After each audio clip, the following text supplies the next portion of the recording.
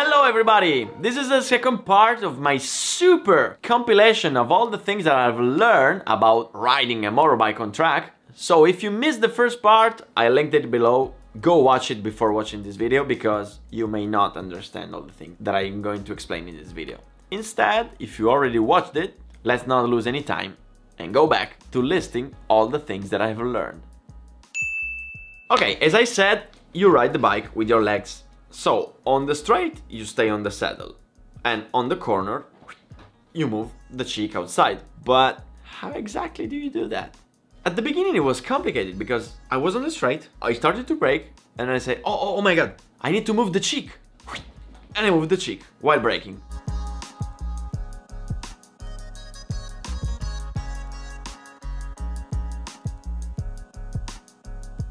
The thing is that when you're braking, you're using all your strength in your arms. You're decelerating, and it's hard to move your body. You have to put a lot of effort, a lot of strength, and it's not only stressful, you also unbalance the bike, and it makes braking more difficult. So I discovered two lines of thought. There are those who move the butt right before braking,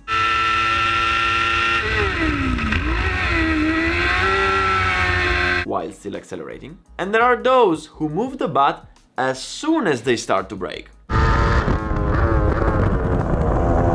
using the G-forces to slip off the saddle.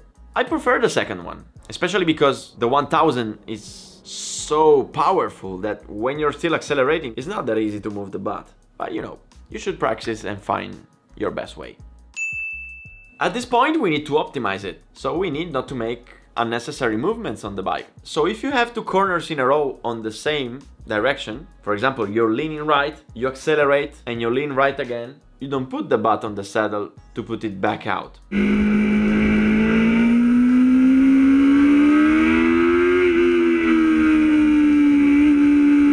But you lean right, you accelerate, keeping the cheek out of the saddle, and then you lean again.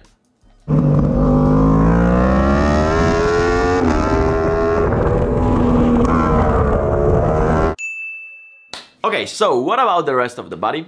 One of the most common mistakes in the newcomers is to stay always like this. You are on the straight, 300 kilometers per hour, with the wind blowing on your face, and you stay like this. You brake and you stay like this. This is wrong, because on the straight, you must go inside. And when you brake, you go outside. Because your body, it's like a sail. So if on the straight you don't go inside, you lose speed.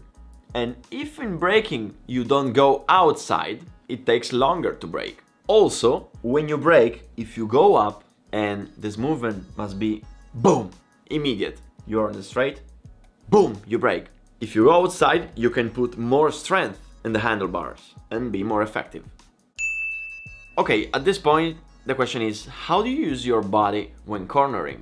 I went to Fabrizio Perotti's school and I learned how to ride with the new style. So I went from riding like a 60s to ride like a modern rider.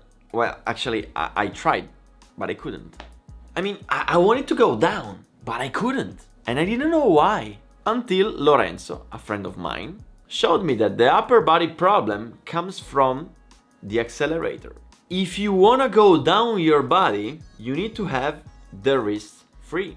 And the problem came from the throttle. If you look at these three photos of three different moments of my experience, in the first photo you can see that I'm holding the gas like this. And you see, I cannot go down because I cannot move the wrist. In the second photo, I'm holding the gas like this. And I can go down because I can move the wrist. So he taught me that when I release the brake, I need to move the hand around the throttle in order to be able to move the body. And I made a dedicated video which I linked below.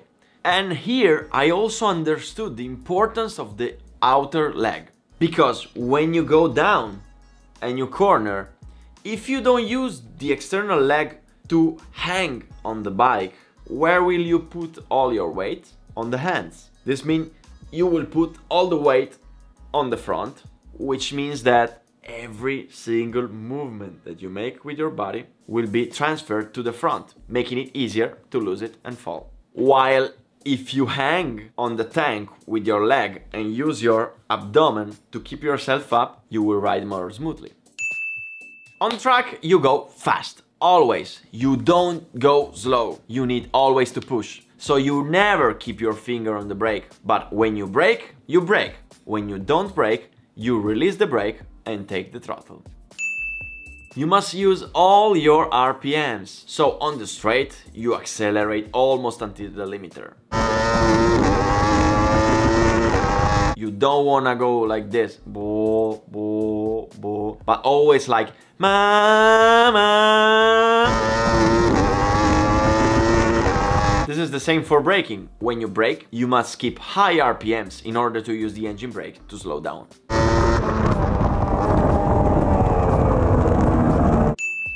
When you downshift, the clutch must be released gently, because if you release too brutally, your bike moves too much and you cannot control it. While if you release it gently, the bike remains still. We must accelerate every time we have the chance. So you have to accelerate, always. The mistake that I was making is that when you have those short straights between corners, I was doing like boom.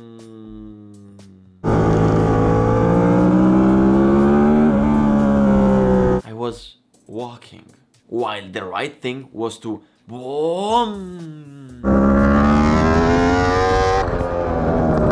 Full gas, brake. Full gas, brake. Okay, it's cool. Now I'm starting to learn a lot of things. But I still have problems on the straight because the 1000 pushes too much. It's too fast, too powerful. It scares me every time I accelerate. And at the end of the race, I feel the forearms burning. I cannot move the hand anymore. And I'm worrying about it. What is it? Do I have some physical problem? Do I have the carpal tunnel? Do I need to undergo surgery? No, it's just a riding problem. On the straight, because I was scared, I used to grip the handlebars too hard.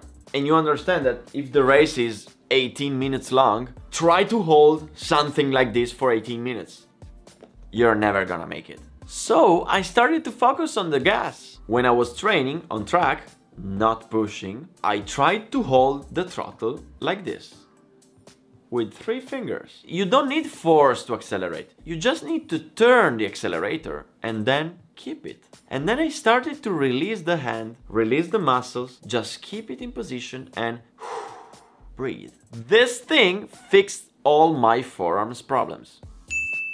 Okay, but I kept having problem while coming out of the curve, because my biggest problem was that when I opened the gas, the bike ran wild and I couldn't sit on the saddle. Moreover, I always was fighting with the front, also risking some very bad accidents. And I hated it, because every time I was accelerating, I was scared I would lose control of the bike. And this was until Franco Morbidelli taught me one special trick. When you exit from the corners, you don't go back on the saddle with your whole body, but you just go in with your chest and then with the butt. And I made a dedicated video which I linked below. And another thing that I took advantage of was to use the gear shift to move on the saddle. You know that when you upshift, the motorbike kicks you a little bit. And you can use that kick to go back on the saddle.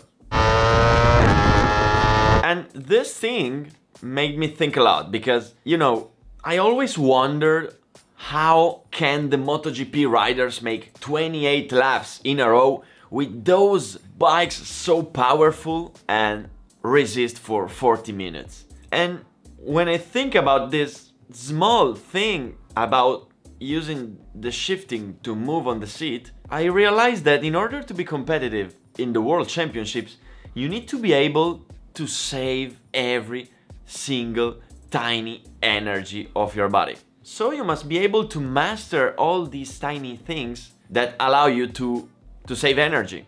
Because think about this, every time you move on the saddle, you need to make just a mini squat, okay? And if you do it 10 times per lap for 28 laps, we're talking about 280 mini squats that you make during a whole race. So if you find a way to do them without wasting energies, it means a lot. And probably this is the secret to race so long for so many laps and be competitive. By the way, I lied to you because this video is gonna be split in 3 parts. Really, there were so many things to say that 2 videos were not enough. There's gonna be a 3rd one, which is going to come out tomorrow at the same time. By the way, thanks for watching. Remember, if you have something that you want me to explain more in depth, please write a comment below and let me know. See you tomorrow, same time. Bye bye.